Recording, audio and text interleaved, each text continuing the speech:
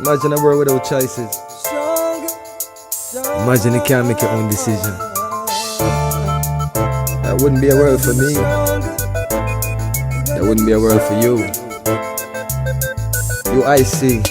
Tell them we're gonna be stronger. Together we can make it right. Our purpose is a better Jamaica for you and I. Gonna be stronger together. Time we all just unify. Our purpose is a better Jamaica for you and I. It is a natural right for every human being to be free. Free, so free. So the government is there to protect you and me. UIC objective is to liberate the citizens from colonial bondage, them regulation, them taxation.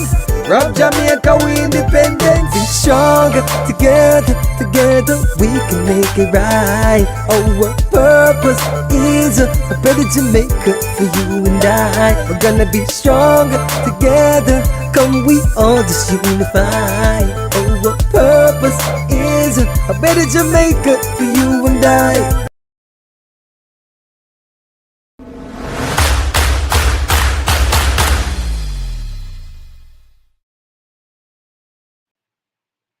Hello everyone and welcome to another edition of UIC Liberty TV. My name is Douglas Harper and I'm so glad to see you guys on. Tonight we're going to have a really nice show tonight. Let's see who's in the chat. JMH, big up yourself, always on point. Lion with the Jungle, bless up yourself. These two guys are always on, as in like, as we start, you know. So big up yourself, JMH and Lion with the Jungle. Natalie Mullings, good night to all uniters. Good night, Natalie. Aileen Bailey, good night, family. Good night, Aileen. So, yes, tonight we have an interesting topic. We're talking about healthcare, and we've been having some serious healthcare issues over the past couple of years. As you all know, that we've been going through a pandemic for the last 2.5 years, and so that's been a health issue. And we've had a government that has not really been focused on keeping us healthy, but focused on doing what they've been told to do by their colonial masters. So we'll be dealing with healthcare this evening. Not necessarily looking at the pandemic, but looking at some other things that are happening right now in our healthcare system. Excuse me. So that's going to be what we're talking about this evening. But before I get to that, please, guys, remember to like, share, and comment on our YouTube channel. Please like, please share. So the first thing you do when you come on our show should be to like the show, and the second thing you do is comment. Comment where you're watching from, or comment good night uniters. Let's get the comments going. And then the third thing you do, well, if you are already subscribed, then there's nothing left for you to do. But if you haven't subscribed, the third thing for you to do is to subscribe to our channel. And of course, if you are subscribed and you haven't hit that notification bell, please do. It will alert you every time we're going live, or every time we've set a notification or a schedule, or whether we've scheduled the program. It will tell you, when we scheduled it, the time, etc. So one, like, as you come on the show, the first thing you do is like. The second thing, comment. Right? The third thing, subscribe. Well, if you've subscribed, there's no 3-step for you. It's like only 2 steps. All right. So Marlene Fletcher is watching from Georgia, USA. Welcome, Marlene. Or sorry, Maylin. I'm sorry. Maylin Fletcher. Queenie Morris coming from Oxfordshire in the UK. Welcome, Queenie. Howard Foster, greetings from Canada. Bless up yourself, Howard. Natalie Mullings is saying, I can't believe how dry-eyed and barefaced that man is. Boy, I tell you, we've allowed him to be dry-eyed and bare-faced, you know, because we're not doing anything, right? We're sitting down and waiting for somebody to do something. If we all get up and stand up and say, you know, if enough is enough, then, you know, we are much greater than one person. Natalie Mullins says, I heard Andrew Hopeless talking about Singapore and I was floored. He only tweaked a little part of what Mr. Patterson said. Yes, he is a very good parrot. He's a very good parrot. He's very good at copying what other people are saying. And there's nothing wrong with copying what other people are saying. You know? There's nothing wrong with it. The problem is that when they do copy, whether it's the JLP or the PNP, when they do copy the UIC's plans and positions, they never ever really do anything, right? It's just copying in terms of, you know, words, talking, you know, or we're going to do this or we want to do that, but they never ever implement something. And if they do implement something, it's not something that's supposed to last. It's not something that is going to benefit the majority of Jamaicans. It's going to be something that is only benefiting special interest groups that they're tied to and that they're connected to that are funding their political parties. That's all it is. So unfortunately, you know, even though we would love for him to parrot and do, you know, they're not going to parrot and do. They're going to parrot and leave it there, right? So yes, big parrot. Alan Scott says, waiting on a hero. Everybody's waiting. And you know, there was an old song. I'm kind of dating myself now, but there was a song that goes something like, everybody said that somebody should do something that everybody could do, something like that. Yeah, everybody's waiting for somebody else to do something. And so we have a lot of people now that have found out about the UIC and they're waiting for the UIC to do something. They're waiting for the UIC to go here, go there, or they're waiting for the UIC to advertise. They're waiting for the UIC to get candidates. They're just waiting. And the truth is, the UIC isn't a person. The UIC is a group of people, right? The UIC is not Mr. Patterson. The UIC doesn't exist in and of itself. Like, in order for the UIC to exist, people need to do things, right? And so if nobody does anything, if everybody sits back and waits on somebody else to do something, then we'll never get anywhere, right? And I mean, this goes across the board. It's not just about politics. It's just, you know, straight across the board. But, you know, if Mr. Patterson came back to Jamaica and said, you know what, I'm going to wait for someone to build a political party or a movement or a platform, build a platform for Jamaica to springboard and leapboard from into prosperity, into real growth, we would never have the UIC. And you wouldn't have anything to be watching right now, right? So he did something, and then there are others that, you know, found out about him and heard what he was saying, and they did something, you know. And so now that you've heard about the UIC, and some of you may be, you know, in alignment with what we're saying and agree with what we're saying, then you need to do something as well, right? So, and that spreads, you know. Then the more you share and help and encourage others to do something, is the more that's going to spread like wildfire. I saw an interesting comment. Christopher, all the way from Abu Dhabi. Big up yourself, Christopher. Wow, Abu Dhabi. Wonder what time it is in Abu Dhabi now. All right, so blessings to everyone. As I said, we're going to be talking about health. But before we get to the health topic, a little bit going back to what I was just saying. The UIC, first let me say this. We're in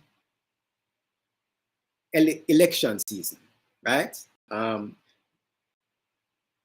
local government elections are supposed to be in February. Now, they could be called before, but it's looking like it's going to be February next year, right? or January. And the UIC, and we're seeing what we're seeing now with both, both colonial parties, the JLP and the PNP, is they're now, starting their machinery, their, campaign machinery, right? So we're seeing, or we're hearing about, conferences here, or not conferences, but, meetings here, meetings there. They're planning a conference at the end of this year. The JLP is planning a conference. I think it's their annual conference that happens every year at the end of the year. Which, by the way, I just saw a tweet. Desmond McKenzie, who is, I think he's a chairman or something. Anyway, but Desmond McKenzie says it's going to cost the JLP $50 million to put on that conference. $50 million. All right. So for those of you that think that it doesn't take cash to care, and the UIC is just going to, poof, money is just going to drop in the UIC's pocket, no. That's not going to happen. We're going to need donations, right? And the JLP is only saying that to signal to the PSOJ, yeah, we're going to need some money to fund our conference, $50 million. And they'll get the $50 million, easy peasy, right? Because they're bought, they sold themselves to the PSOJ. So anyway, so we're seeing these things happening around, right? And, people are now saying, where's the UIC? We're not seeing any UIC anywhere, whatever. And we don't have the funding for that, straight up. We do not have the $50 million to put on a conference. We don't even have $10 million. We don't even have $5 million, right? So we need to look at cost-effective ways of getting the word out there. And one of the most cost-effective ways of getting ourselves out there is through social media, yes? And so social media is going to be an integral part of our marketing strategy. Now, having said that, I'm not saying that we're only going to depend on social media. But social media is going to be a critical part because we don't have the funding to be going all over the place, right? When we do get the funding, and hopefully, we'll find 1,000 donors. Well, not hopefully, we will find 1,000 donors donating $25 a month by the end of this year, by the end of this month even, and that will definitely help. But going back to what I'm saying, we're going to have to use social media. And so one of the issues that we've been having as a movement is that our social media pages are being shadow banned. So, for instance, TikTok, we have a TikTok account. And I'm saying this to say, we really want everyone to get involved in sharing our content, because that's the only way the UIC being shadow banned is going to be, that's the only way we can go around that, right? When the UIC posts content, it's not shared to as many people as it could be shared. Now, I understand when you post content on any social media, everybody that follows you does not get your stuff. I understand that. I'm not talking about that. I'm talking about there's a percentage of people that it should be showed to. We're not even getting that percentage, right? For various reasons. So in order to go around that, we a couple months ago, we decided to do a little test. And so with our TikTok account, what we did is we have a TikTok account and we shared content on our TikTok account, right? And then we got a couple of people in the UIC to create their own TikTok accounts and have them share the very same content on their TikTok accounts. And interestingly, what we found out is that the same video that's on the UIC TikTok account gets maybe 200 views, 300 views. On the personal, someone's personal TikTok account, 1,000 views, 800 views, right? So the question now is, since we're being, well, that's not a question. It's not a question. It's more a statement. Since we're being shadow banned, since we're clearly being blocked, since our reach is clearly being held back, we need our supporters, our donors, our members, our volunteers, our staff to create social media channels and share UIC's content on those accounts that they've created, right? So I'm gonna play a short video for you guys that really is gonna plead, I shouldn't say plead, it's gonna be asking you to, is it? Let's see. To really take, right. So really asking you to take this seriously, because without us getting our word out there, people are not going to know the UIC. We don't have the funds to be going in every nook and cranny, right? Sure, we're going to focus on the councillor candidates that we have now. We need more councillor candidates. So if you're someone who's watching now and you're saying, is there someone in my area, in my division? You know, maybe not, maybe there is. Maybe you can run as a councillor. Or if you don't want to run as a councillor, maybe you can, what do you call it now? Refer someone to run. So I want to say refer, I mean like tell them about the UIC, get them involved, you know, and have them run as a councillor candidate in your area. All right, so let me play this video and then we come back. I think I've taken up too much time. But yes, let me play this video and come back. As you may know, the UIC is being blocked by the mainstream media, and to this day, many Jamaicans are still unaware of this great movement. And even of those who may be aware of the UIC, many are not seeing our videos and posts, and so do not understand our plans for Jamaica. To counter this, we must use all the options available to us. The UIC needs your help in creating awareness and garnering support. Social media is an extremely powerful tool that we should not take lightly and should use to our full advantage. Even though they're suppressing the UIC's official accounts on social media, we still have a couple of ways to get around that. The first thing to do is to engage in all UIC posts on all platforms by liking, commenting, and sharing. The other thing to do is to set up accounts and use those accounts to share the information put out by the UIC. While we need all social media platforms to be active, we particularly see the need for more TikTok engagement. While TikTok was originally used by younger people, people of all ages are currently signing up and actively engaged in the app. In the first quarter of 2022, TikTok was the most downloaded app worldwide and surpassed Google as the most popular web domain. In the third quarter of 2022, TikTok broke records again as the world's highest grossing app. With 1 billion monthly active users, TikTok sits in the top spot as the most engaging social media app, with an average user session of just under 11 minutes. The users of TikTok in Jamaica who are sharing UIC videos are currently getting more likes, views, and comments than the official UIC's TikTok, and this is due to the aforementioned suppression. We are therefore appealing to all our supporters, members, and representatives to create a TikTok account and to share the UIC videos from their account. There's no need to participate in the app any more than just share the videos, but of course you do so. In addition, you do not need to use your real name or even a photo of yourself. If we all were to actively engage in TikTok and the other platforms, it would go a long way to help to garner support for the UIC, which is currently Jamaica's only hope for a better future. Thank you. One Jamaica, stronger together.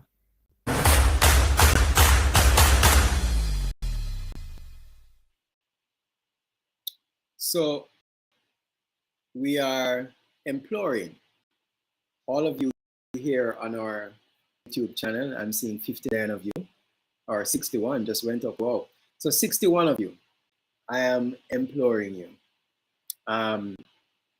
Share our content. For those of you that have a TikTok account, those of you that have Instagram, those of you that have Facebook, those of you that have Twitter, we all have those. We're on all of those social media accounts or platforms, and it would really help if you would share our content. And so sometimes that would mean literally going to the UIC's Instagram page or the UIC's TikTok page or the UIC's Facebook page and looking at the posts and sharing the posts, liking, of course, commenting on the posts if possible. So that's really important for us, and we'd love your help in doing that. It's really important. It's really important. So there you have it, guys. So on to the meat of the matter.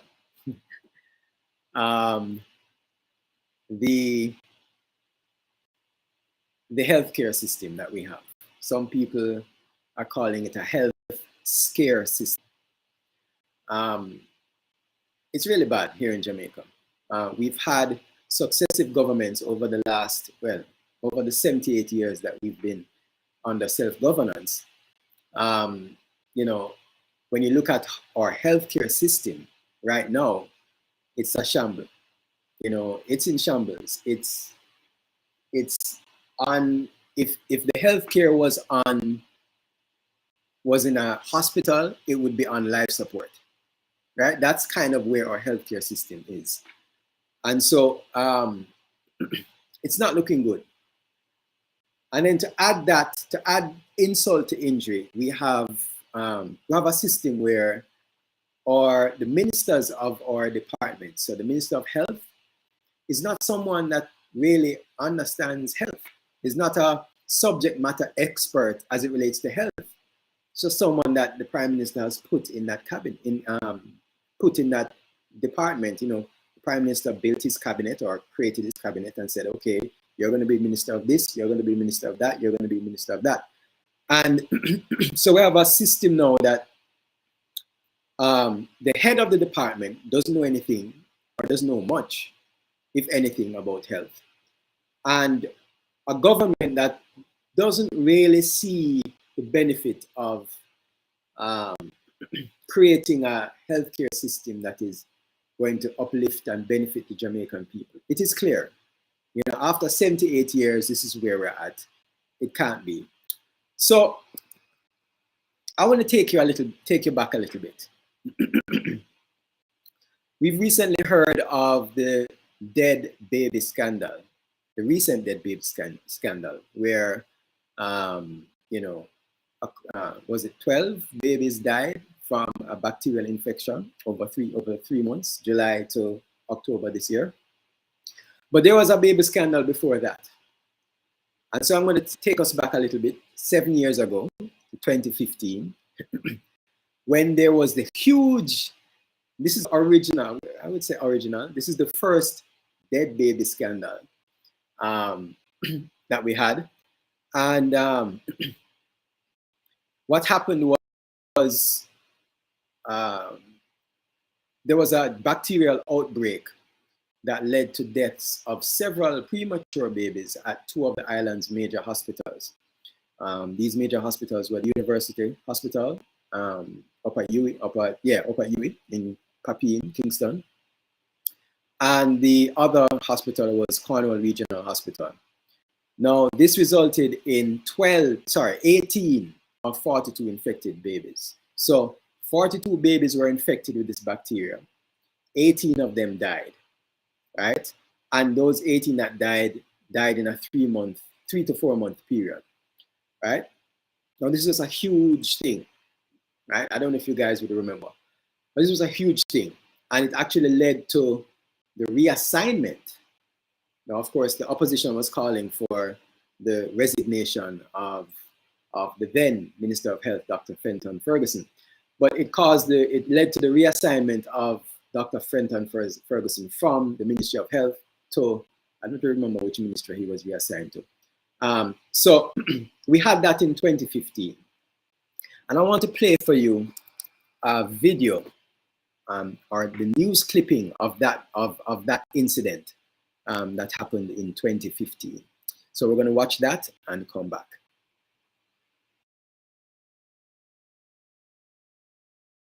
The Health Minister, Dr. Fenton Ferguson, has rejected demands to resign over the infectious outbreaks at the Cornwall Regional Hospital in St. James and the University Hospital of the West Indies in St. Andrew, which led to the deaths of 18 babies in 4 months.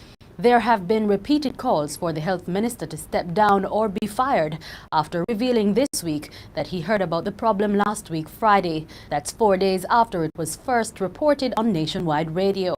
The infection caused by the bacteria Klebsiella and Serratia was detected among 40 babies. According to Dr. Ferguson, he acted the minute he heard about it. He insists there is nothing he could have done if he did not know about the problem. When we became aware of the issue at both hospitals, we immediately assigned a team to work with them to conduct investigation and provide guidelines for case management. On Friday night, I met with the chairman and 7 other members of the board of the University Hospital in Kingston. Coming out of that meeting, I instructed that all the critical stakeholders should meet on Saturday morning at the university. After that meeting at the university, there was a press release which informed of the press conference this morning. And the University Hospital has taken blame for failing to inform the minister. Its board is now examining a report that could reveal who is to be held responsible for the breach of a reporting protocol. We're not in a position to say anything on it as yet because we don't want to say something that is not correct and for which it's imputed from what we say. So we are going through it with a fine-tooth comb to ensure that when we release anything, and hopefully by the weekend tomorrow, we should be in a position, and not guaranteeing to say anything. We should be able to say something because we have to have the technical people looking at it. Meanwhile, a consultant pediatrician has revealed that more than 30 years ago, a Klebsiella-like bacterial infection was detected at the University Hospital of the West Indies, but at the time there were no deaths. According to Dr. Sandra Williams-Phillips, this is because the management took immediate steps to restrict the spread. She said a makeshift nursery with new staff was constructed to separate uninfected babies and were informed of the problem. Dr. Williams-Phillips said informing parents is critical because it helps all stakeholders to understand the importance of following strict guidelines to restrict transmission. And the health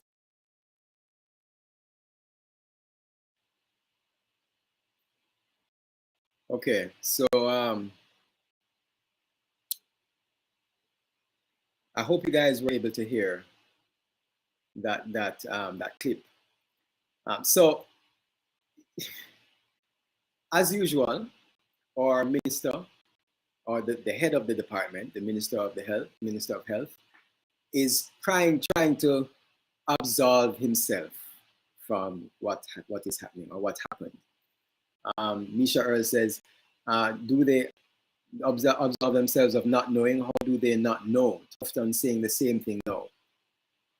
They always are going to say they don't know, right? Agree with you, Misha.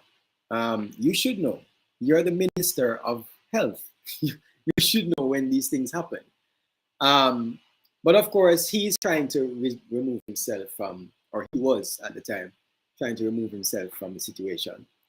The CMO of the University Hospital, I hope I got the title correct, was also trying to downplay the issue. So nobody, again, I think I said this before, not on tonight's program, but on a couple of programs before. No one is looking out for the Jamaican people. The people who are supposed to be head of department, or the people who are in charge, so to speak, they don't want to take responsibility for what happened. The person in charge of the hospital doesn't want to take responsibility. And so, what do the mothers and fathers, the parents of these children, these newborn children that died, what are they left with? And so we had that happen in 2015. And of course, again, we're seeing that, politics is happening. Nobody's taking responsibility. Everybody's shirking responsibility on someone else. Oh, it's, so-and-so is going to give the update, or so-and-so is going to, And then actually, 1 year later in 2016, there was another outbreak of bacterial infections at at Victoria Jubilee Hospital this time, that claimed the lives of 7 newborn children, right? And then now, this year in October, the health minister, Dr. Christopher Tufton, confirmed that 12 babies died from a bacterial outbreak at Victoria Jubilee Hospital in Kingston. The breakdown is 7 died in July, 2 in August, 2 in September, and 1 in October. And I'm saying to myself, the 7 that died in July, nothing was like, nobody said anything, like nothing was raised to say, hey, there's a problem happening here, right? You wait until October to confirm that 12 babies had indeed died from the bacterial outbreak. Why? So Dr. Tufton is saying that, you know, part of the reason this outbreak happened is because of, you know, there's a shortage of specialized nurses. There's a shortage of specialized nurses at the neonatal clinic or unit at the Victoria Jubilee Hospital. And why is there a shortage of nurses, Mr. Tufton? Why is it that our nurses are leaving Jamaica in droves? Why is it that our teachers are leaving Jamaica in droves? Why is it that our, who else? We have so many people leaving, like the average person, like, don't want to leave.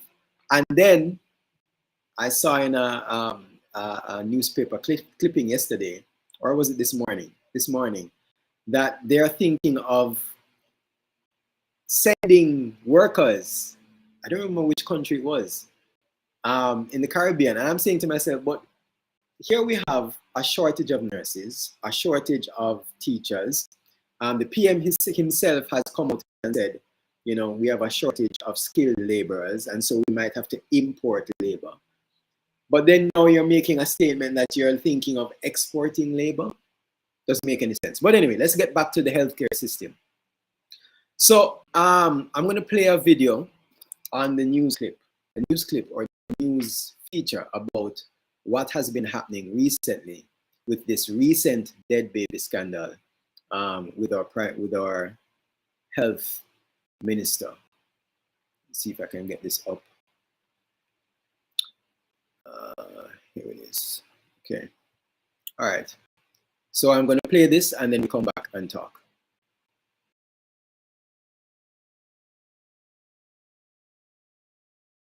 Offering condolences to mothers who would have lost babies to resistant bacteria. Minister of Health Dr. Christopher Tufton is dismissing as inaccurate claims in the media about the bacterial infection related deaths of infants in other hospitals. The reported cases in one media space that there were dozens of deaths is inaccurate. That there was an outbreak in other institutions is also inaccurate. We have had 7 deaths in July, the month we discovered the outbreak, 2 in August, 2 in September, and 1 in October. Not the dozens that were reported, and not in any other institution. He notes the severe bacterial outbreak at the Victoria Jubilee Hospital in Kingston, which has resulted in the deaths of a dozen neonates began this summer. The chronology of events are as follows. In July of this year, there was a discovery of a bacteria unknown of unknown quantity in the neonatal intensive care units at the Victoria Jubilee Hospital. The hospital team alerted the regional authority who went in and did an assessment and immediately started remedial operation to counteract the situation. He reaffirmed that Victoria Jubilee Hospital is the primary maternity hospital in the Caribbean for giving birth, and that mothers and their newborns can feel safe at the institution. However, the minister admits that the shortage of nurses at the hospital in neonatal units has contributed to challenges. The limitation of personnel, and in this case, specialist nurses, is a big one. Something I've spoken about publicly, so I don't think it should be any news to anyone. And it's a major challenge going forward in the future, which is why we have to look at collaboration such as with Cuba and some of the things we're doing through Court Care by joint training with health systems overseas. Nicola Brown, CVM Live.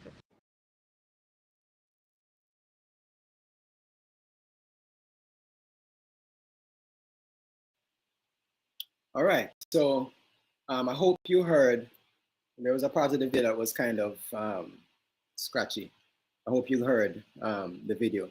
So you have a minister that is dismissing the numbers, right? So it's not the dozens that have been reported, it's a dozen. I don't know how, where babies are dying though, you know, and nothing was said. Nothing was done until October. Or well, I don't even know if things were done. He said that, you know, stuff was done to cauterize the situation, but, you know, they can't say anything, right? But I want us to really look at how our healthcare system is operating. So we've had several breakouts of bacterial infection, right? And different bacteria. So the bacteria infection for this case was a different bacteria than the one in 2015. The fact of the matter still remains, we're having issues with how we are keeping our hotels, our hospitals, right? So they're getting the bacteria spreading and it's infecting. And this just speaks to the lack of proper care and the lack of proper funding for our healthcare system. 2.5 years ago, we, you know, were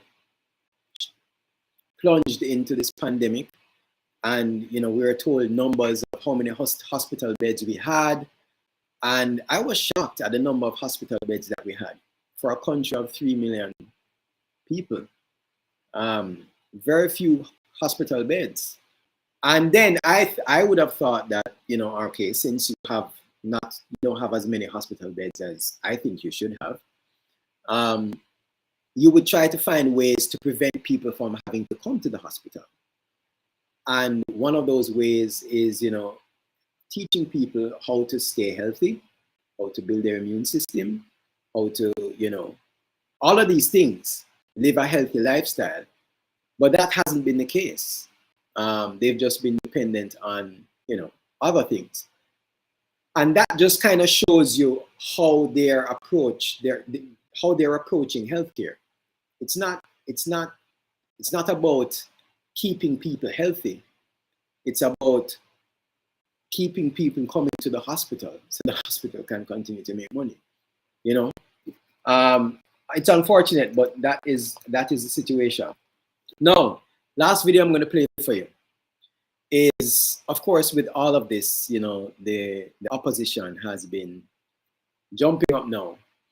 And in the 2015 dead baby scandal, the opposition, which was the JLP at the time, they put out, you know,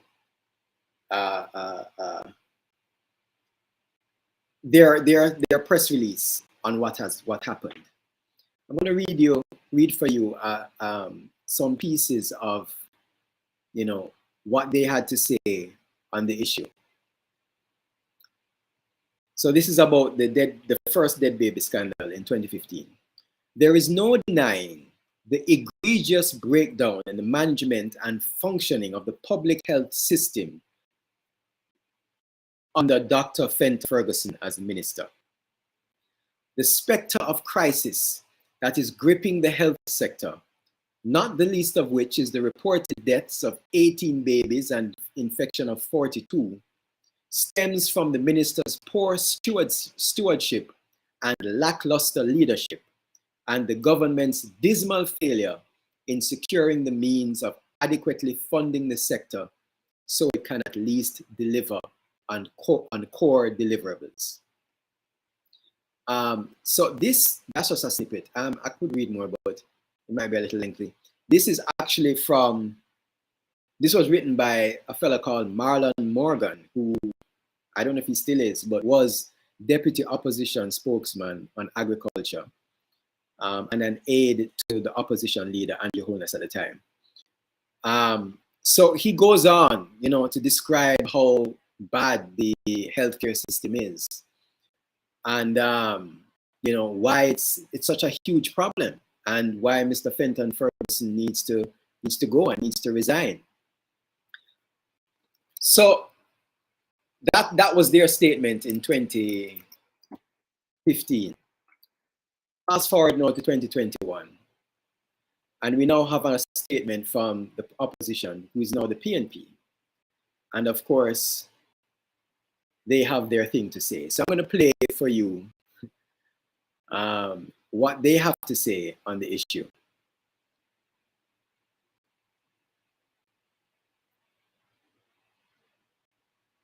We have convened this press conference in response to recent events of national importance which have shocked the conscience of the nation. Most immediately is the revelation of multiple deaths of babies at Victoria Jubilee Hospital from July through to October. And I want to commence by expressing my profound sympathies to the parents and family and friends of those babies who died. One cannot imagine the pain of the loss of a newborn baby to the mother, the father, and the wider family and friends. The nation agrees with you, and we know that this is not the first time the country has gone through this, but then it needs to stop.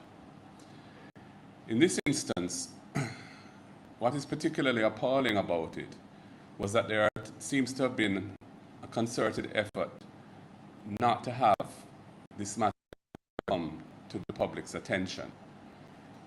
The large number of mortalities, of deaths that occurred in July did not result in information flowing to the public, and indeed we're even told that the Prime Minister himself was kept in the dark for a long period of time. And indeed it was not until the whistle was blown recently, within the last few days, that this matter came to the public's attention. There is a history to this sort of thing, as is well known. Past ministers have resigned when confronted with a similar situation of lack of proper care and attention within Victoria Jubilee Hospital, resulting in a sense that somebody should be held accountable at the top, and the right thing was done. In this instance, not only is that the case, that we have had multiple fatalities of newborn infants due to improper hygiene and care and attention to the facilities where they are being kept within the hospital. But what makes it even more egregious is the failure to disclose and the apparent cover-up. We're therefore calling for the immediate resignation of the Minister of Health and Wellness, Dr. Tufton. If Dr. Tufton refuses to do the ethical thing and resign, the Prime Minister must relieve him of his duties as Health Minister. There have been too many catastrophes associated with the Ministry of Health. We cannot allow the continued mismanagement and lack of accountability to go on at the effect. How many more people, how many more babies should die before something is done to address the woeful condition of our health sector? Hey everyone.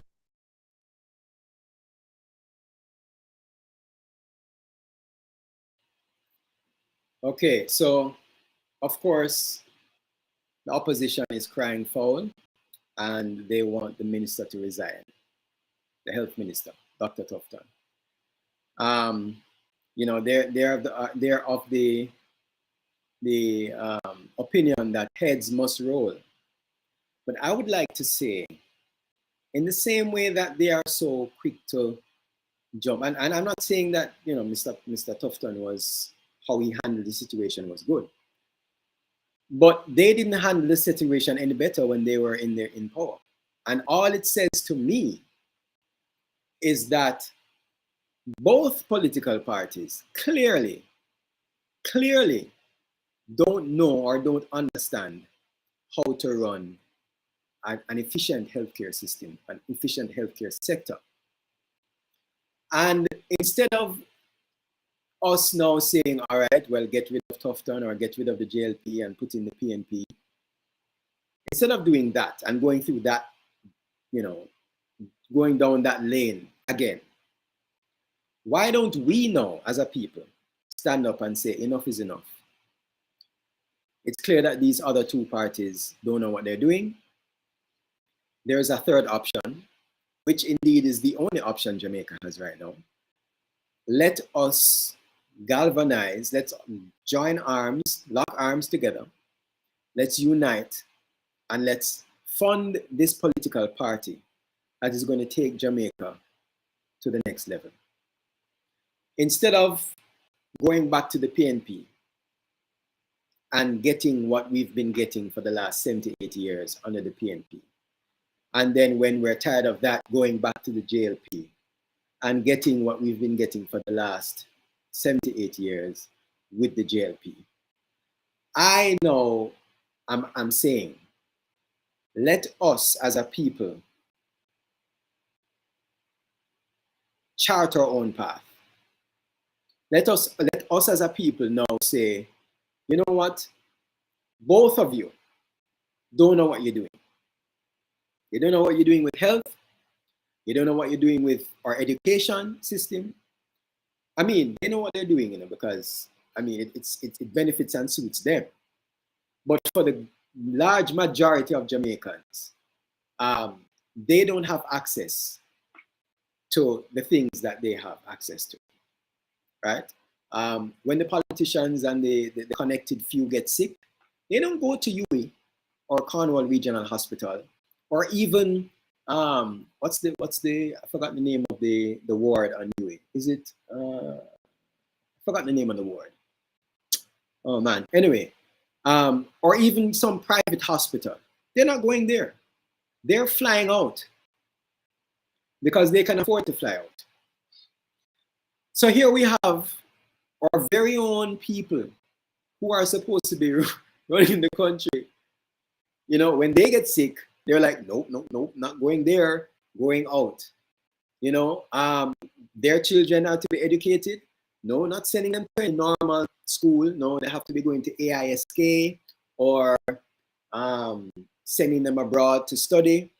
You know, no UA or UTech, that kind of thing. And so we have a system now where our politicians are building and creating a Jamaica that they themselves don't want to be a part of.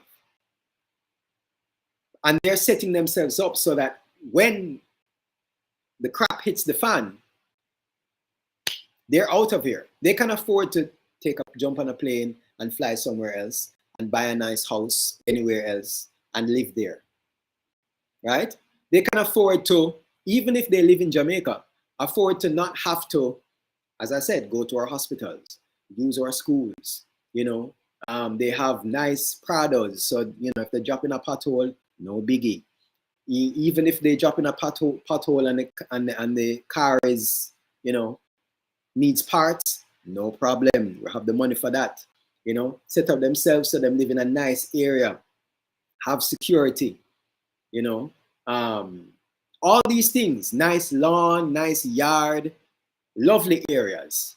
But for the people of Jamaica, Dog name your supper. I remember a couple of years ago, there was a minister, I'm trying to remember his name now, who he was fixing up his personal residence.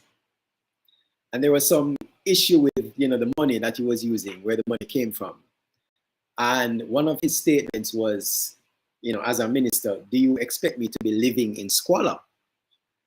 And I was really taken aback by that statement, because I'm saying, so it's okay for the people in your constituency, because he was an MP as well. So the people in your constituency can live in squalor. And it's okay for them to live in squalor. But it's not okay for you to live in squalor. If it's okay for you to live a nice life, why can't you make a nice life for your constituencies? I mean, your people that live in your constituency. That's why the UIC says, if you're representing, any constituency, any polling division, you have to come from the area. We don't want people to be dropped in, just to represent and win seats. No, we want you to represent your area that you're living in. All right, so I've spoken a lot. Oh, Mr. Patterson is on. Welcome, Mr. Patterson. He says, the problem we have is that the politicians do not work for us. Exactly. They work for the PSOJ oligarchy and the foreign masters. 100%, Mr. Patterson. Natalie Mullings, that's how they trust the healthcare system in Jamaica. Alan Scott, to unite Jamaica, NS, we will take a whole new movement, a civil war. Oh, will take a whole new movement, a civil war speaking mind. Definitely. We're in a position right now. Jamaica is in a position right now where we need to get back that revolutionary spirit, that rebellious spirit, that spirit that speaks out and stands up. When you think back on, the Paul Bogles and the Nannies and the Sam Sharps, the real heroes, the real national heroes, they stood up and fought for what they believed in, and our people, unfortunately, Jamaicans, have become very peaceful, unfortunately. And I mean, part of it is that it's like someone that's been in an abusive relationship for a long time. They kind of grow numb to it. And I think we as a people are kind of numb to the corruption and the scandals and the everything that's happening in Jamaica. We've grown numb to it because we're so used to it now. We're so used to it year after year. Every year there's a new scandal. Every year is a new scandal. And then you switch the party, same thing. Scandal come on, scandal come on, scandal come on.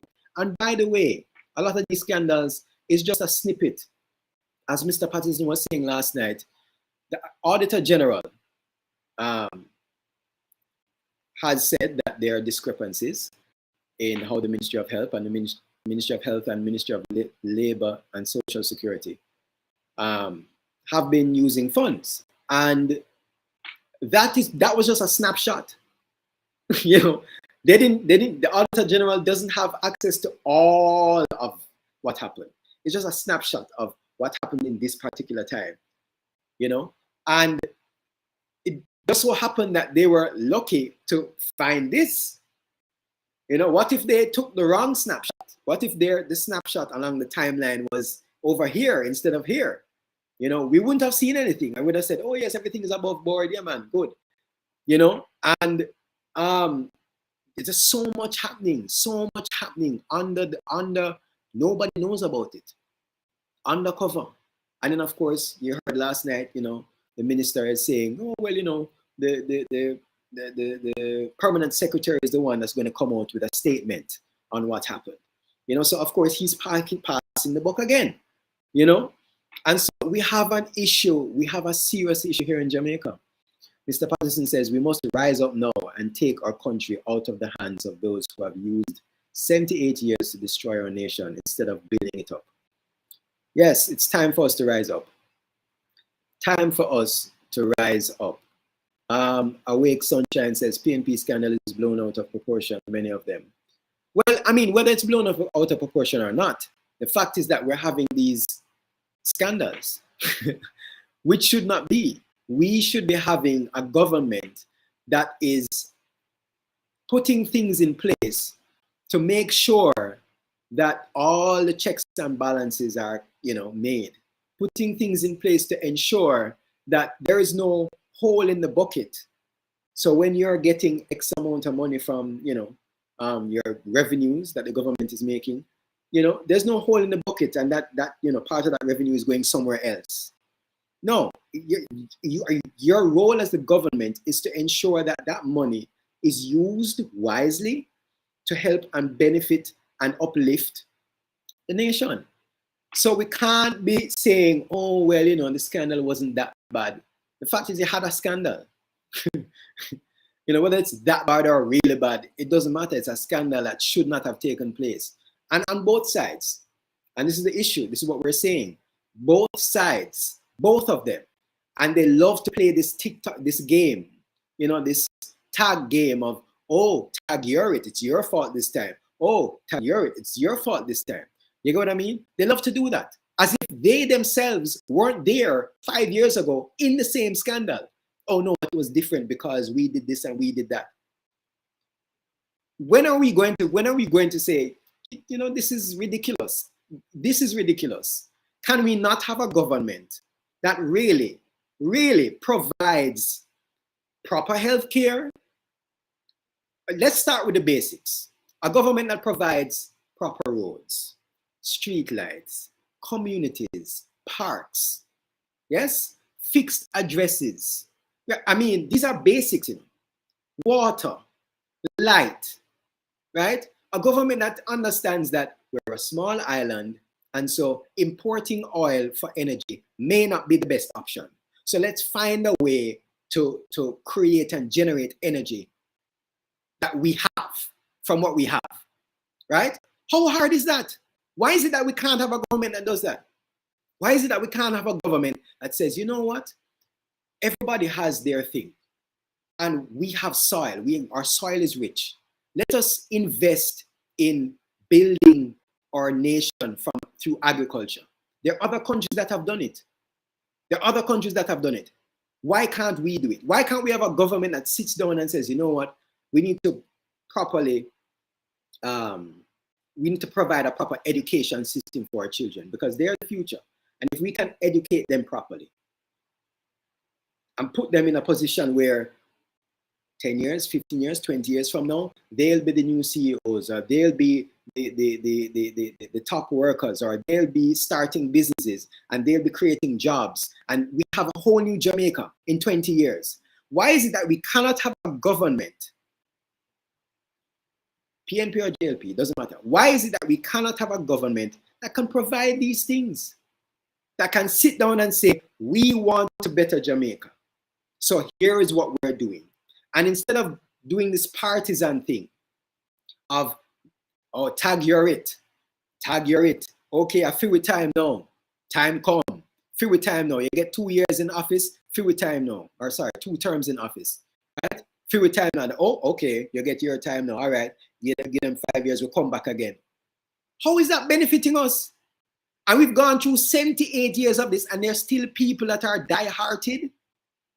I can't understand it. Anyway, Alan Scott says, investing options. Okay, Natalie Mullings, they are very good at playing the deflection games. Very good. They've been trained. And when you talk about training, the one who's gotten the most training right now is our Prime Minister. Right? He came fresh out of high school, fresh out of university, straight into politics. And he learned everything that you're seeing now. And it's a big trick, because everybody say, yeah, man, young people time now, yeah, man, get a young person to, take Jamaica forward. They have the vision and the insight, and they have new ideas. And yes, young people time now, let's vote him in. because the old dinosaurs of PNP not going to take us anywhere. Well, this young person that we voted in learned from the dinosaurs, not of the PNP, but dinosaurs of the JLP, right? He learned very well. And so now what we're seeing now is him, is the old dinosaur in new clothes. It's just a different, it's a new slang. So instead of saying wagwan, he must say something else, right? Or instead of doing this the old way, he's doing it in a new way with a twist, right? But it's the same thing. It's the same thing. It's the same thing. Purpose-driven vibe says, I'm so tired to see how our island love to stay in their stagnant position, crying and not making any move. Blinded eyes, handout. That's what they like to accept. Well, that's what they've been trained to accept, purpose-driven vibes. Because, again, we have a political system that has divided us into two gangs, PNP, JLP, right? And so we're divided. And then now, behind the scenes, there are people that are funding these two gangs, right? And the gangs are saying to you, don't worry about X, Y, and Z.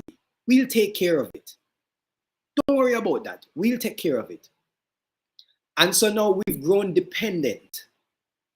We've been taught not to be involved in politics. Everybody's staying away from politics. You know, nobody wants to get in, nobody wants to be seen up front representing any political, everybody wants to be reserved, right? So because of the division, but also because of the tribalization and victimization, but also because we've been trained that, listen, you don't have to worry about all of that. When election time comes, just vote for us and we'll fix it.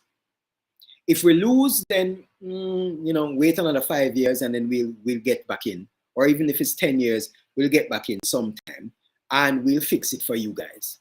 And so we have people depending on or their MP or depending on this particular party for them to be able to do anything. And so we've been trained into just depending on the government or depending on the political party. And so because they've trained us that way, they say, okay, we have them. We have them. So all we need to do is go in the communities, give them a little thing, give them a little something. You know what I mean? And we have them vote. Because that's all we need. We just need their votes.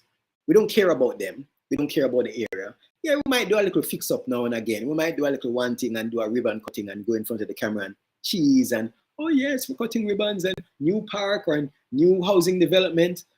And yes, we'll do that. Because, you have to do that to appease the people.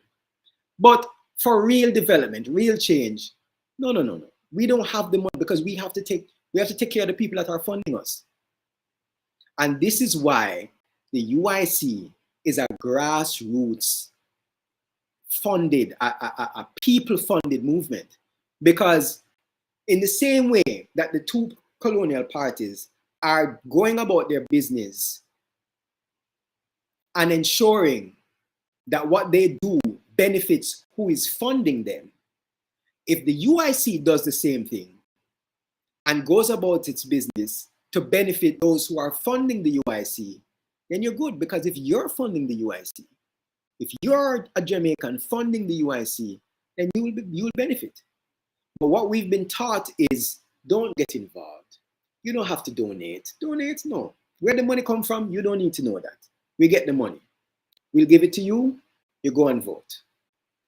That's what we've been taught. And so we have developed and what's the word I'm looking for? Really developed this handout mentality. We're depending on the savior or the whomever, the MP, the prime minister, the government to do something for us. Right? Which, I mean, really, the government is there to provide for the people, right?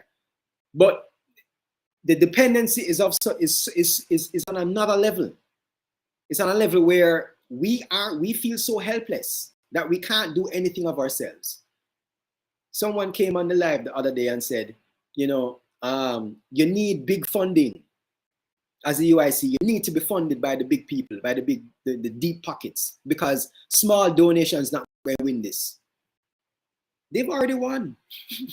Because if one person thinks like that, there are other people that think like that. And so they want you to think like that, because yes, you need to be funded by, and listen, you can't afford to pay us. You can't afford $300 million, but we know people who can. And they will fund us. You go and vote for us, and we will do what we can, if we can, do something for you. We're going to be focusing on them, of course, because they give us 300 million. I mean, let's be real. But, you know, you'll get a little wash down, what left, do something for you, yes. And that's what we've been doing for the last 78 years.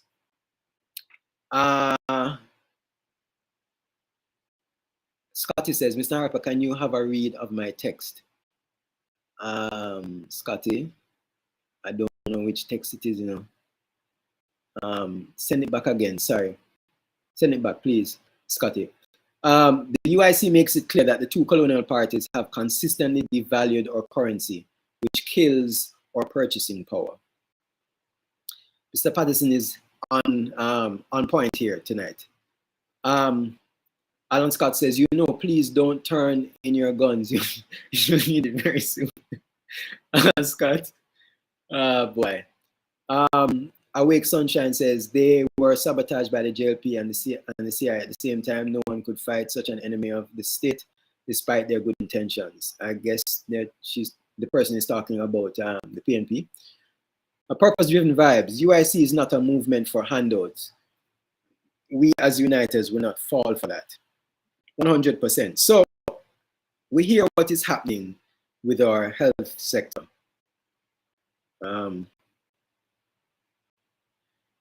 We hear what is happening with our health sector. Another comment from Mr. Patterson here. The UIC makes it clear that the two colonial parties will inflate away our earnings to keep us poor, dependent, and weak. And that's what they want. They want a very small minority, the connected few, to run the country, so to speak. And the rest of the country are slaves, dependent on someone else, dependent for food, energy. Scotty says, Mr. President, I have an idea that I think could have an impact on the social network to generate some funds, but I will need to contact you with the idea. Scotty, reach out to this number.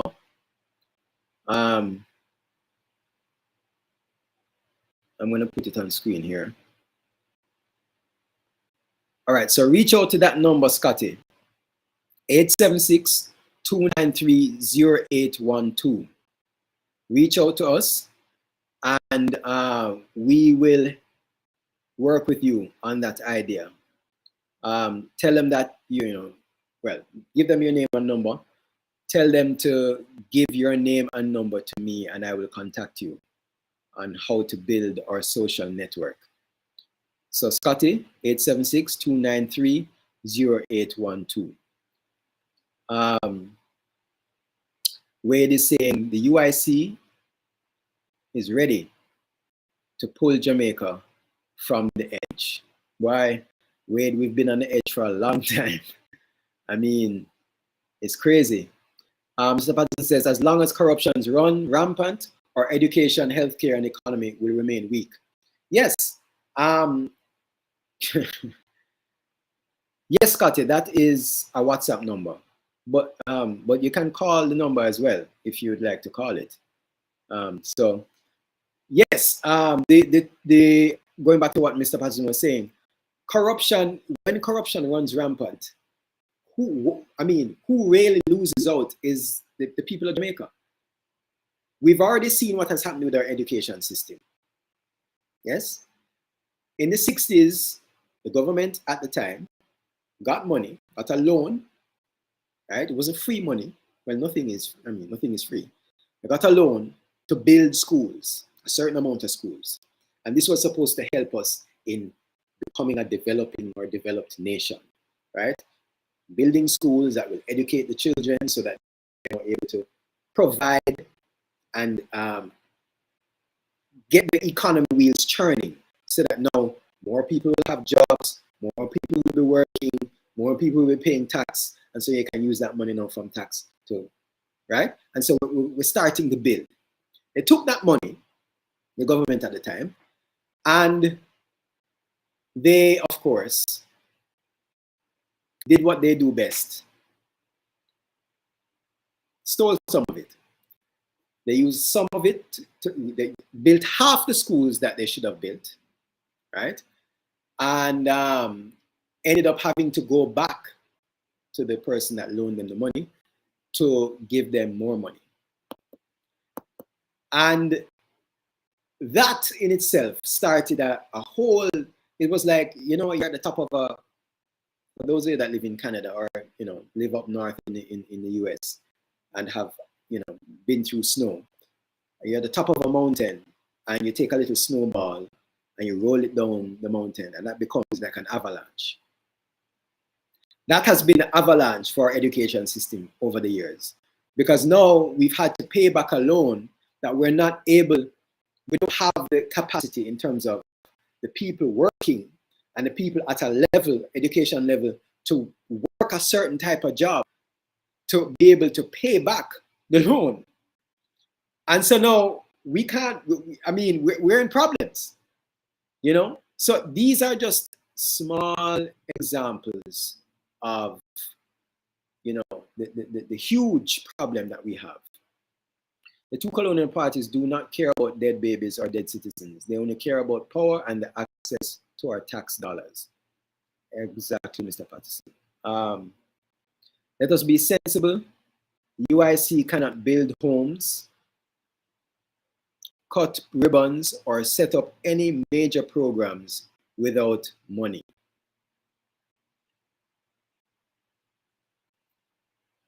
Nor should we try to be a charity, because that would detract from our purpose. So we're not here trying to, as Mr. Patterson says, we need money, right? We need money. The JLP needs money, the PNP needs money, and they're getting it. But at the same time, we're not here to be a charity case. We're not here to, you know, just give freely. We're here to use that money to create an impact and to help to impact the rest of the nation, right? And so it's very important for us to understand that donating to the UIC is very important. We need to fund our own party. Question by fellow Jamaicans, home and abroad, shall we go back to the plantation or not? Because the system is heading in that direction. 100%, Wade Noble. It is heading in that direction, and very fast, very fast. Scotty says, Mr. Douglas Harper used a Jamaican backdrop when presenting the show on all social networks. Okay. All right, so what is the UIC's take, or what is the UIC's position on healthcare? I wish Mr. Patterson was here to kind of guide me in this. But here's what I have so far, right? Before we get to that, we have an issue that we want to talk about as well, before we get to the UIC's plans and policies and position. Some of you may have seen a video a couple months ago where the UIC went to, Scott is saying, I mentioned the Jamaican flag. Okay, yes, I understood. Is that, who's a Jamaican? Okay, yes, I understood as a Jamaican flag. Right, so some of you may have heard us talk about an issue with a gentleman called Mr. Bennett a couple of months ago. Mr. Bennett had gone to the hospital. He had prostate cancer and went to the hospital. I don't know if it was to do a checkup or what it was, but he went to the hospital and came back from the hospital with bed sores. And the bed sores got worse. The issue got worse. And his wife, Mrs. Bennett, decided to take him back to the hospital to get it treated. The hospital, when he came back, the hospital, the doctor at the time said, "Why did you wait so long to carry him back? You know, this wound is, you know, this bed sore is really bad." And so they kept him. And then they kept him for, I think it was a couple of days, like 4 or 5 days. And of course, you know, as I said earlier, we don't have enough bed space. And so they were somehow saying to her, you know, we need to, what's the word they use? Discharge Mr. Bennett, send him home. And you now take care of this thing, you know, the bed sores. And so Mrs. Bennett was adamant, like, listen, I can't take care of I don't know how to take care of this issue. And so he needs to stay at the hospital because I don't know how to do this. And I don't have someone that, I can't afford to hire someone to take care of this situation. And so for me to carry him home and take him to the clinic back and forth, I don't have the money for that, and I don't have the expertise to handle that situation. Anyway, so they discharged him. So he went back home, and then he went back to the hospital, and he stayed there for a while and developed the bed sores really got worse and worse. And so we are now I'm going to play a video on this issue, because this is just another example of the negligence of our healthcare system. We have people, unfortunately, in our healthcare system, not everyone, some people in our healthcare system that are not as caring as they could be. Maybe, as I said earlier, maybe they've seen so many cases that they've grown numb to certain things. They've grown numb to, you know, how they talk to people, how they talk to patients, or even patients' families. And so, unfortunately, we have that situation. And couple that with negligence, couple that with, you know, a failing healthcare system. Our hospitals are dying or dilapidated. You know, we don't have the equipment that we need to properly deal with certain issues. You know, when you put all that together, it's really, you know, as the title says, healthcare or a nightmare. It's really a nightmare. And so I'm going to play this video for you about Mr. Bennett, Mr. Anthony Bennett. And then we come back and talk. Anthony Bennett, affectionately called Danny, was born March 14, 1955 at Victoria Jubilee Hospital. He started working at 14 years old and worked all his life as an engineer. He was considered meticulous and professional throughout his career. He traveled for work throughout Europe and Central America and spoke 8 different languages. Though he was very productive with work, he also loved to dance, play the drums, and play football. He was a quiet man, and during his later years, he spent most of his time in his studio. In October 2021, Danny was first advised he might have prostate cancer. His initial trip to the hospital was not definitive, and he was sent home after a few days. By mid-April 2022, Danny had all but lost the use of his legs. Subsequent tests showed what appeared to be a herniated disc, but also showed that the cancer was a certainty.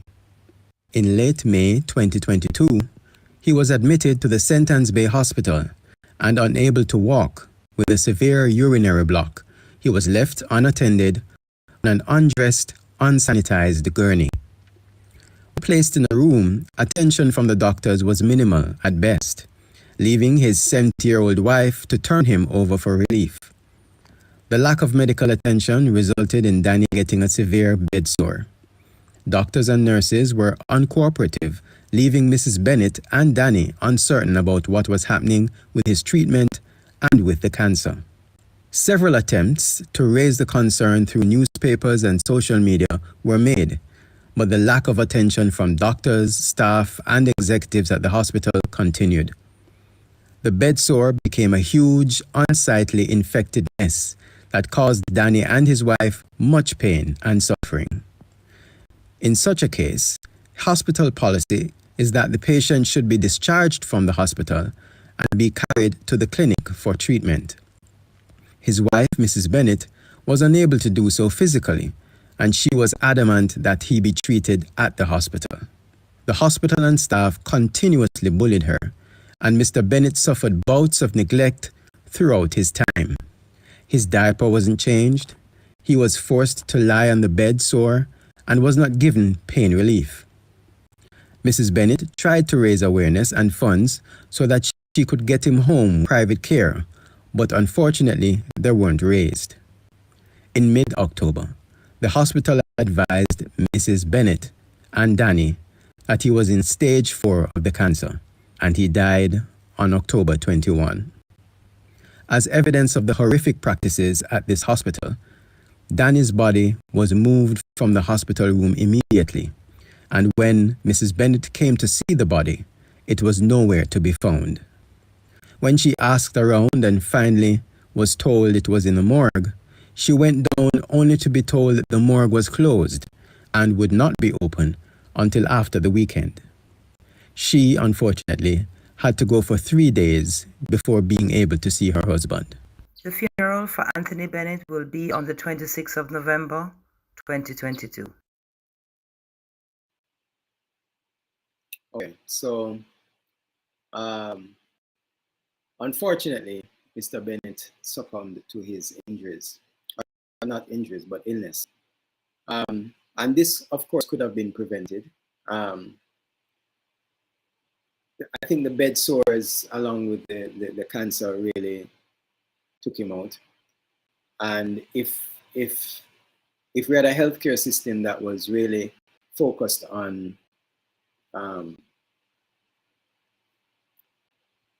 getting people in a position where they no longer have to come to the hospital, you know, getting them in a position where you're building them so that they stay healthy.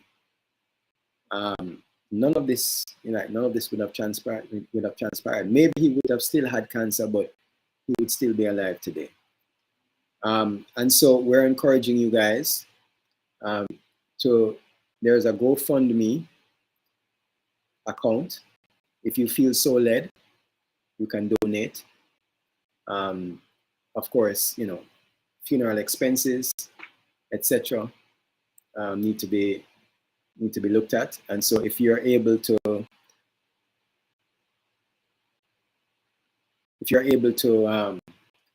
donate to Mr. Bennett, you can donate at this GoFundMe address. Let me type it in the chat. Let's see here.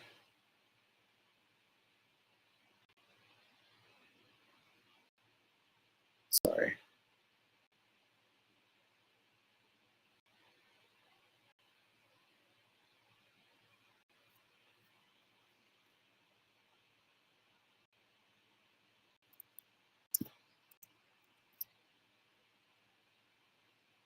All right, so I'm going to type it in the chat so you guys can click on the link and donate.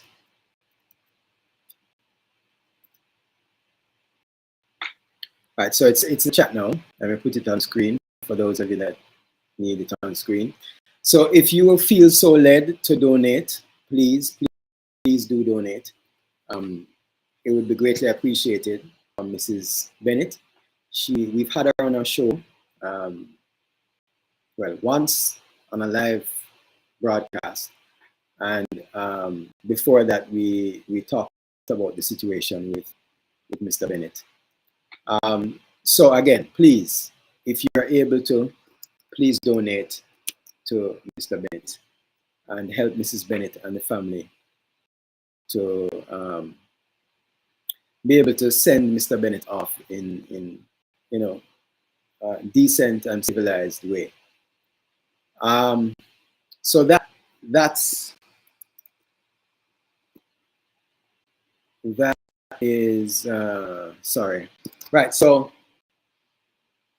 that is the situation with Mr. Bennett. All right. So going back now to the UIC's position.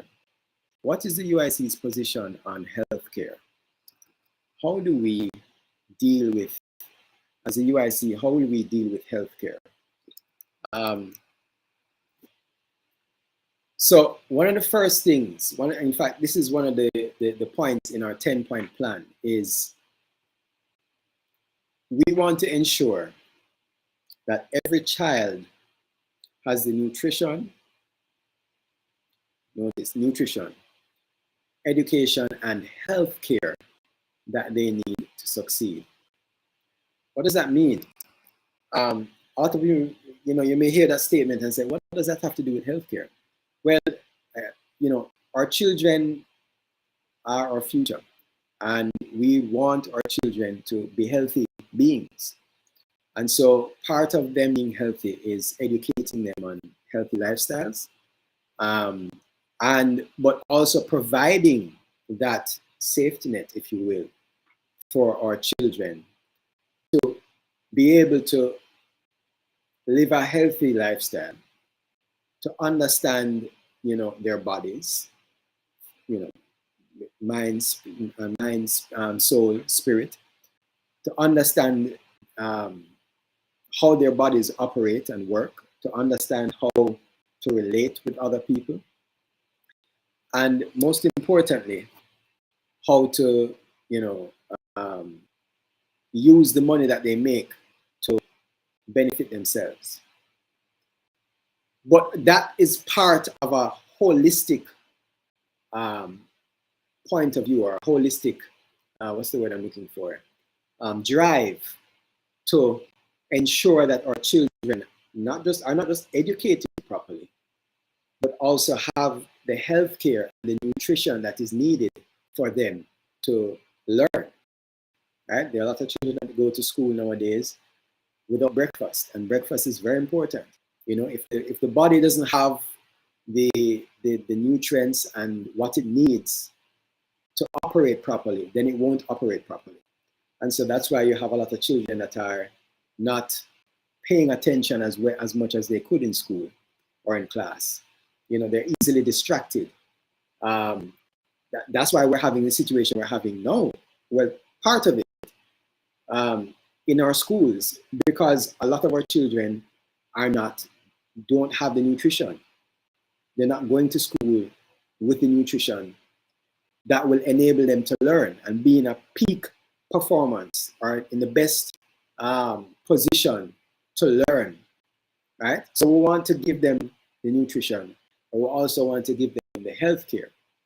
And so it shouldn't be that a child is skipping school or is not going to school because of a health issue. It should be that, or the reason they're not going to school because of the health issues, because they can't, the parents can't afford to get that sorted out. We want to be able to provide proper health care for our children. Not just our children, but I'm just, we're looking at our children because they're the future. So one of the points is we want to ensure every child has the nutrition, education, and health care that they need to succeed. We also want to provide the opportunity for our teachers, nurses, and doctors to be highly paid so that they can afford the quality of life they deserve. And so, earlier on in the program, we heard the health minister, Dr. Tufton, saying one of the reasons we had this bacterial outbreak is because, we don't have enough nurses. There's a shortage of specialized or specialist nurses in this area. And so if we were paying our nurses, our doctors, our teachers, people in general, if they were being paid well, then they would think twice about going somewhere else, because most of the times people are leaving. Yes, they want, they want a better life. Sure, of course. But really, it boils down to not making enough money. They can't survive. We're not even talking about thriving. We're not talking about thriving. They can't even survive under the conditions right now. And so they're looking for something else, somewhere else, right? And so we want to provide the opportunity for nurses, since we're talking about healthcare, or nurses and our doctors to be highly paid so that they can afford the quality of life they deserve. They deserve it. They deserve to have a nice house and a nice car, live in a nice community, be able to buy certain things, be able to go out, once a month, go watch a movie or go down to the country and chill out with them family, whatever it is, right? They deserve to live a life that they enjoy. Unfortunately, the situation is right now, they can't. They're either bogged down with work, so they're working shift after shift after shift. And then on top of that, not making enough. So even though they are working overtime, they're not making enough. It's not reflecting in their bank account, the overtime work. And so, a lot of them leave. And so, we're big on providing, nurses and doctors the pay, the right pay, the pay that they deserve. And that will help, and that will shift the healthcare system, right? Because if people are being paid well, you won't have nurses and doctors that just have this kind of don't care attitude. It'll be more in tune, right? And then of course we'll have, the patients will be a lot more attentive because they themselves are in a different space and different position, right? They have, children that are doing well in school, they have, housing, they have access to certain things, so Jamaica is going to be a completely different place, right, when the UIC is finished. And then, of course, we want to make sure, one of the big things with the UIC is we want to take the government out of a lot of things. The government has its hand in too many things right now. In education, the government is telling you what your children should learn. In healthcare, the government's saying, what medication you should be taking. And we would like for the government to understand its role and its place and stay in that role, stay in their lane. And so we want our healthcare system to be fully privatized, right? And I know a lot of people are going to have issues with that because they're going to say, well, how is that going to work? But we have a live where we spoke about that. We spoke about that very same subject and how a private healthcare system is actually better and actually works better for the people. So, comments, let's see. The only ship that will get us to Singapore is the UIC, the Blue Star Liner. Look up yourself, Wade. Noble. Overeducated and underpaid. That's right, Alan Scott.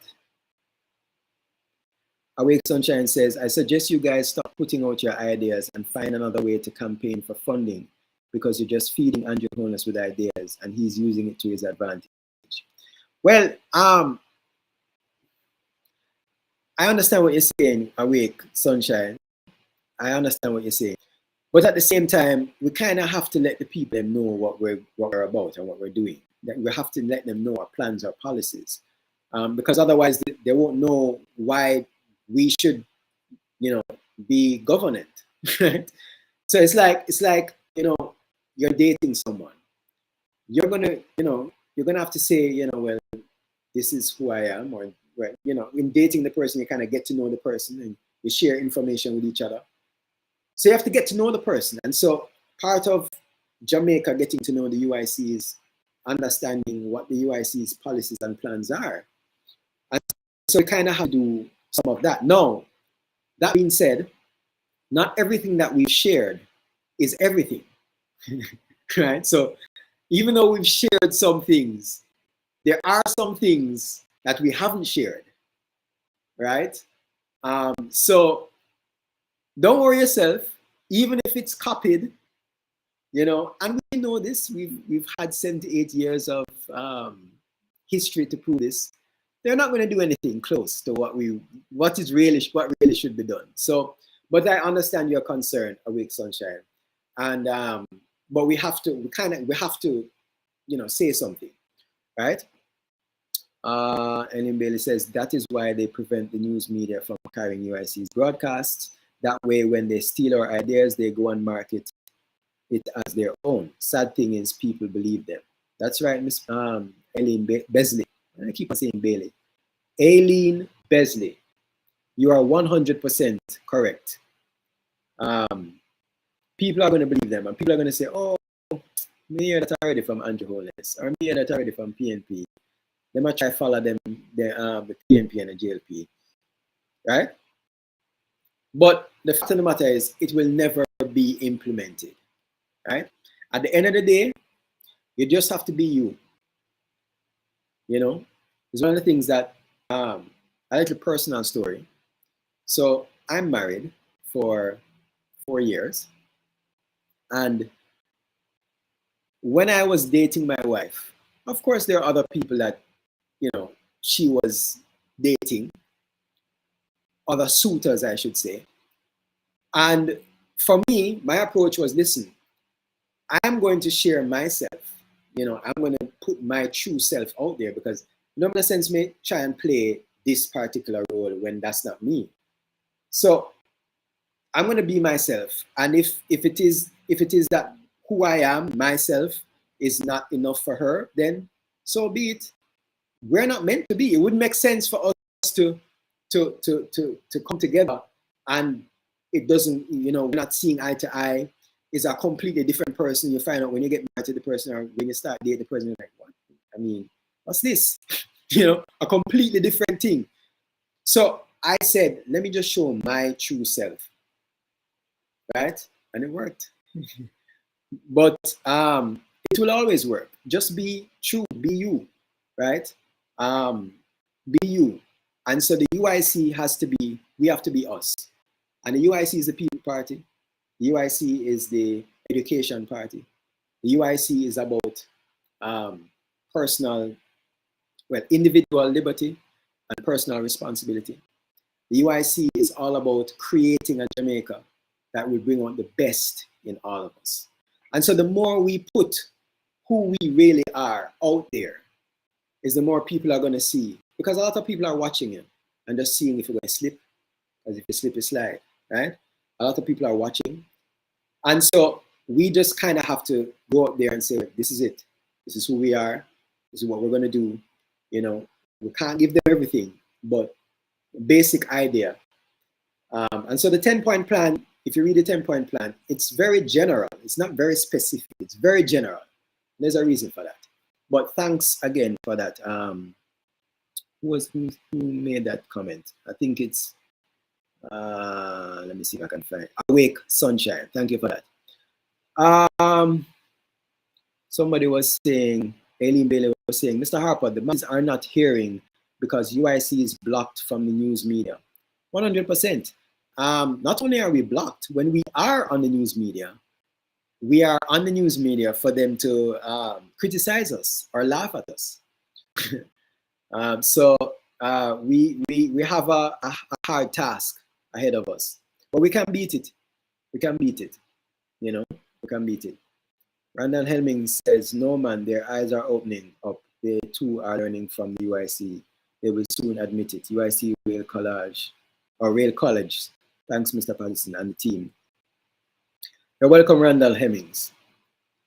All right, so guys, please remember to go for me, for Mr. Bennett, if you feel so led. Also, please remember that we are on a drive to get 1,000 people donating $25 a month. Before I go there, please let us know in the comments how tonight's live was. I know it's kind of different, and yeah, kind of different. But let us know how you found tonight's live. So how we grade our lives is from 0 to 100. 100 is great, lots of value, real beneficial, real educational. That's 100. 0 is we never get we never learn nothing. It wasn't valuable. 50 or 100 is the same thing. Sorry, 50 or 5 or 10 is the same thing. Sorry, 50 is half and half. You know. So let us know in the comments in the chat section. Sorry, how you saw or how you found our live tonight. Horn McFoster says 100. Ray Noble says the media don't want the people to know the UIC. Each one educate one. Yes, well, you see, the media is owned by the very same people that are funding the political parties. So, you know, that's expected. You know, they're not going to be like, yes, let's put someone out there that's going to derail our funding or derail or mash up our dolly house. No. So Kirk says 100. Thank you, Kirk. Erlan Malcolm 100. Devereaux says, please read my question. All right, Devereaux, let me see if we can. All right, so Devereaux says, if healthcare is privatized, won't it be for profit rather than for health itself? Won't profit overwhelm the issue of good health? Very good question, Devereaux. So here's what happens when things are privatized. And I know it sounds like it will be for profit, but think of it this way. When you have a monopoly on anything, right? And as it is right now, the government has a monopoly on health, right? When you have a monopoly on anything, competition, you can do anything basically, right? So you can raise prices, people just have to deal with it. You can drop prices, people just have to deal with it, right? But when you have fair competition now, when you have a company that is, so let's say you have a private entity that is not providing proper health care, that is not providing, all the things that people have come now expect we should be getting from our healthcare system. When they don't provide that, people are going to stop going there and go to somewhere that does provide it. And so now it's now forcing people to, you may want to think of it as profit, but the profit is based on the value that we're providing. And so the more value we provide as a private hospital or private entity in the hospital sector, is the more money we'll make. And so, yes, it would be tied to profit, but profit that is benefiting the people actually, right? So there's nothing wrong with someone earning a lot of money or businesses earning a lot of money. There's nothing wrong with that. There's nothing wrong with someone going into business for profit. That's why you go into business anyway, to make money. If you don't make money, this is going to die, right? So there's nothing wrong with that. The thing is that when you open it up,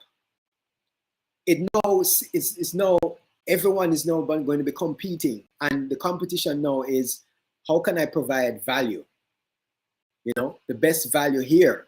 And people will say, oh, well, they're doing this, and I can get that, or that's providing value for me there, I'm going to go there. Oh, that's providing value for me there, I'm going to go there, right? And we're not talking about just having one or two, but the point is that you're kind of democratizing or leveling the playing field, I should say, right? And so now the providers are going to be ensuring that they're providing top-notch healthcare services. So they will benefit because people will be getting that top-notch service, and they will be willing to pay for that top-notch service, right? And so the people are benefiting, and the owners and the people that own the businesses are benefiting. And so it kind of works out that way. I hope that was a good answer for you, Deborah, or you understood what I was saying. Everybody's saying 100. Thank you, guys. Yes. Okay. All right. So, but Canada has good health care without privatization. How does that work? But Canada is different to Jamaica. But I can't really speak to that, Devereaux, because I don't really know the situation in Canada. But I can't really speak to that. It would have been good if Mr. Patterson was here too. It looks like he's gone off.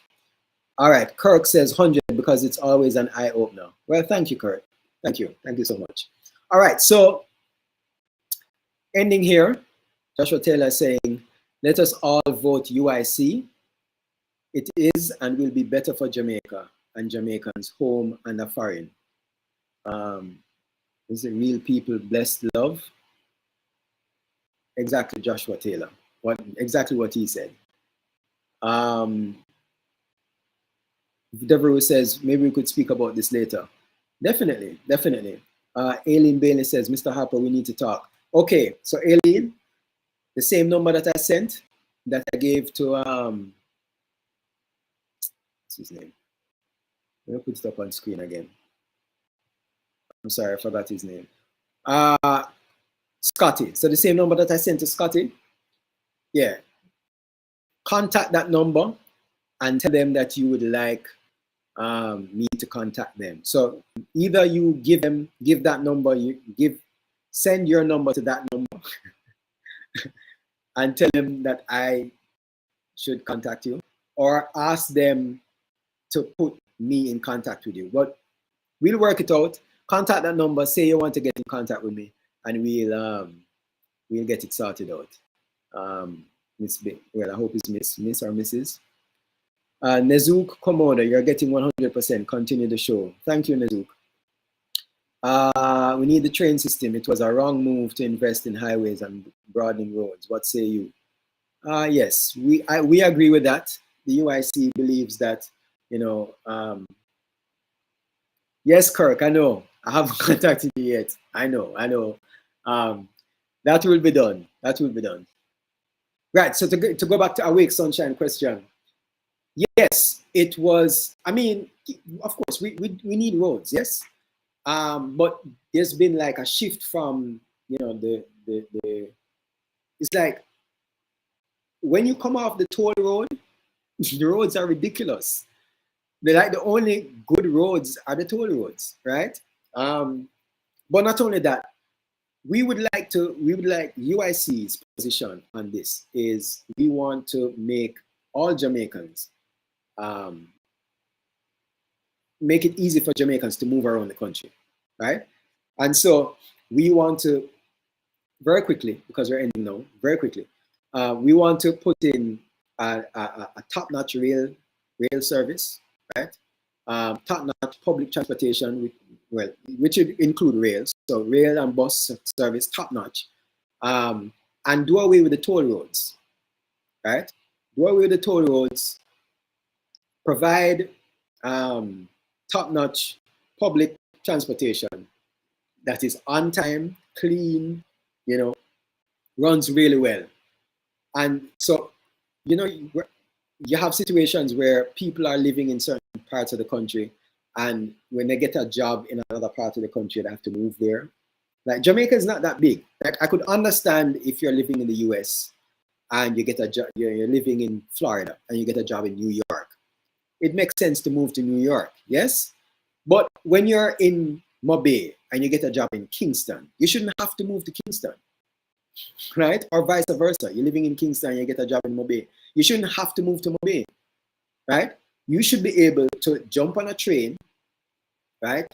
Fast rail, forget the name of the term, but fast train, right? That will take you to Mobay in an hour or half an hour or whatever time, right? So that you're now able to live in Kingston and work in Mobay. And you don't have to uproot yourself or your family and go to Mobay, and you have to find school for your children in Mobay and all these things. No, you don't need to do that. Staying in Kingston or wherever you are, and you're able to take transportation to wherever you need to go. Timely, so that is part of the UIC's policy. And so, yes, we would agree with that. What does the Chinese do with the dirt when they excavate an area like build roads, for example? I don't know, Aileen. but that's an interesting question. Mr. Harper and Mr. Patterson, you need 2 moderators for the channel. Yes, we need more. Would you like to be a moderator for Stream Drives? Let us know. We're always looking for volunteers, for people to help. So let us know. UIC high-speed train will fix it. High-speed train, that's what I was, that's the term I was looking for. Thank you, Kirk. High-speed rail, yes. All right, guys, so the minimum basic needs should be met. Jamaicans work hard. Exactly, Kick Rocks. I agree with you. Right, so thank you all for staying with me for 1 hour and 50 minutes, almost 2 hours. Wow. I really appreciate you guys.